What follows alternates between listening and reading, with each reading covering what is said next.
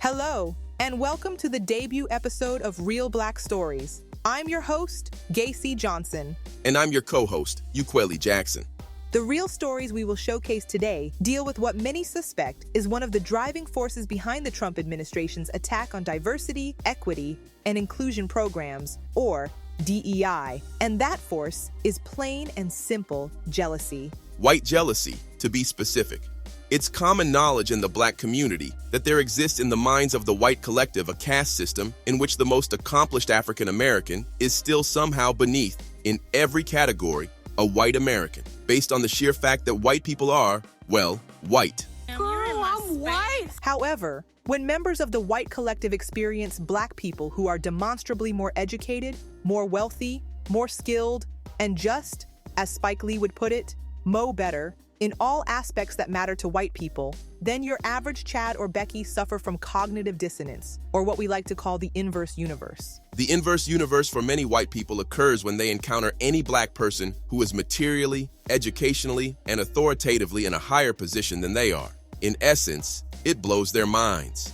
White reaction to the inverse universe comes in several shapes and forms, but it manifests through feelings of envy and acts of sabotage directed at Black co-workers, neighbors, or even complete strangers. So today, we showcase the real Black stories of African Americans who have to navigate the perilous paths of white jealousy.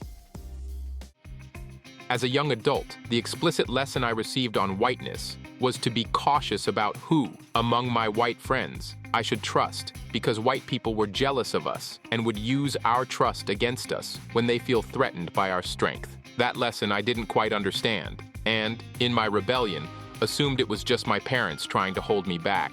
But how I was wrong, and wow, how they were right. Whiteness is used to being on top. White supremacy has convinced white people, and many BIPOC peoples as well, to be honest, that white people are smarter, more knowledgeable, more beautiful, more industrious and productive, more innovative, more giving, more caring, and just better than racialized people.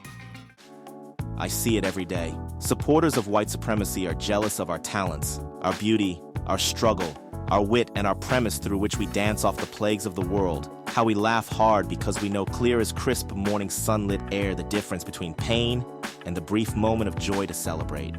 White supremacy can't stand us. They don't want to see us happy and successful.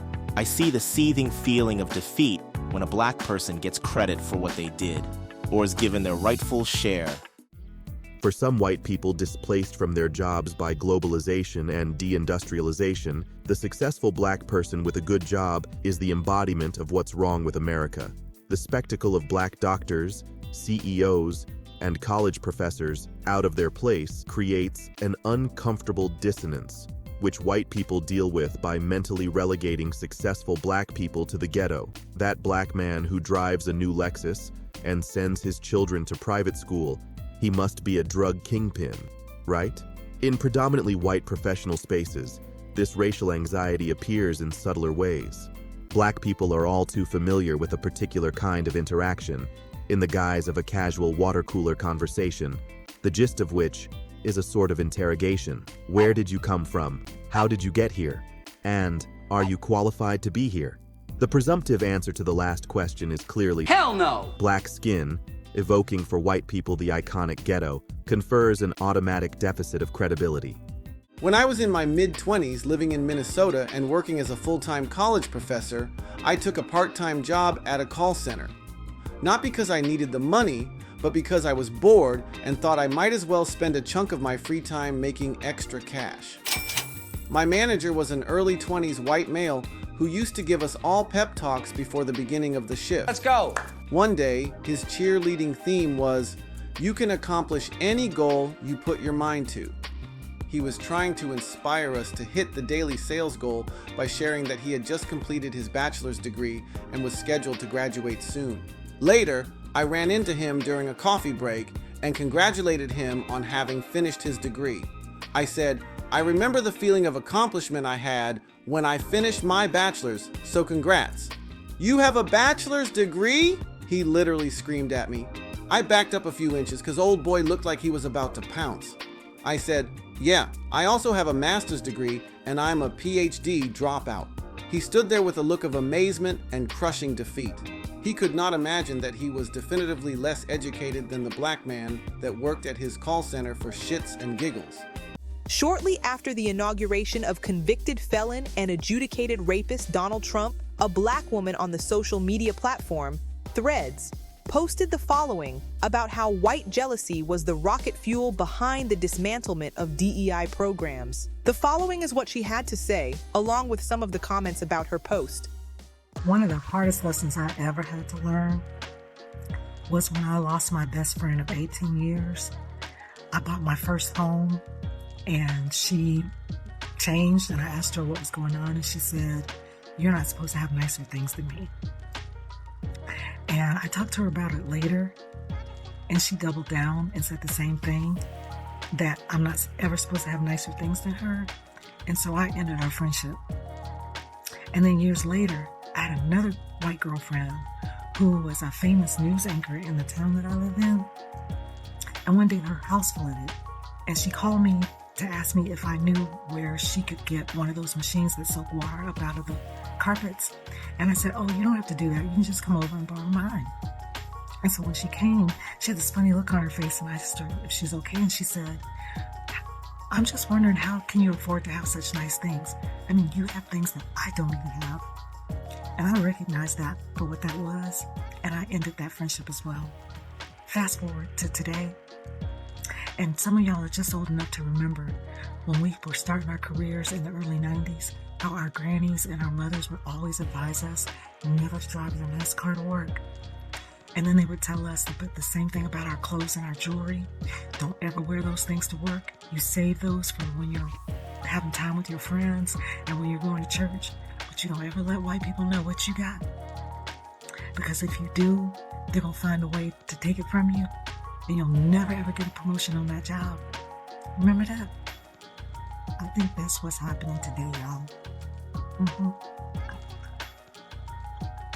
I think that social media has allowed them to have a glimpse into our world, and they see that we live in nice houses, and they see that we go out and eat at nice restaurants, and that we drive nice cars, and just enough of them are like, "Wait a minute, we're supposed to have the nice things, not them.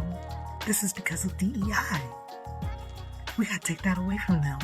And that's what they're doing. They're using the weight of the federal government to strip us of the ability to have nice things, and definitely to never get nice things again. So y'all, I guess our grannies and our mothers knew what they were talking about after all. I remember when I had just bought my house. Maybe 6 months after I moved in, I had a company design a little pergola for my developmentally delayed son to sit under and enjoy our backyard. Just after construction was finished and I had it all decorated for him, a white neighbor asked if she could go back to look at it. I was like, "Sure, let her come back and check it out."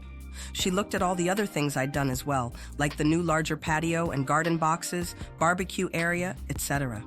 She asked how could I afford to do this, as she's owned her house for 15 years and was never able to do those kinds of upgrades. She was flabbergasted. Like, how can you do this? And I can't. I saved for months and sacrificed and bought my first BMW. Someone from the office saw me driving it, told my boss. "Did you find out about the BMW?" She approached me, and I was fired by the end of the week. I'm an educator. Well, I decided to pursue my long-awaited doctorate degree while continuing to work full-time. Well, I never told my regional director. I just worked on the degree in silence. Well, I invited her to come see me defend my dissertation. After all, I was always planning to use the terminal degree for occupational advancements, so she was going to eventually know. Well, exactly 19 days after I told her, my job was mysteriously eliminated from the district. I remember back in 1988, my now ex-husband and I were trying to buy a house. It was a new build. Long story short, when the finance company contacted my job, my employer told them I didn't come to work regularly. At any rate, I had a great loan officer. She told me everything they said. She approved the loan and told me, "Don't tell them you got the house because they did not want you to get it." I'm sure some of you have heard this famous quote from President Lyndon B. Johnson, which says, "If you can convince the lowest white man he's better than the best colored man, he won't notice you're picking his pocket." Hell, Give him somebody to look down on, and he'll empty his pockets for you. The Trump administration's assault on DEI and its harmful results for white recipients of government welfare and programs is proving President Johnson knew his fellow Caucasians better than Batman knows Robin. He knew that the inverse universe is real, and that it motivates many white Americans to harbor envy and hatred towards any black person that makes them feel insecure. That's our show. Thanks for watching. If you like this content, please like, subscribe, and hit that bell notification so we can make more. See you in the next one.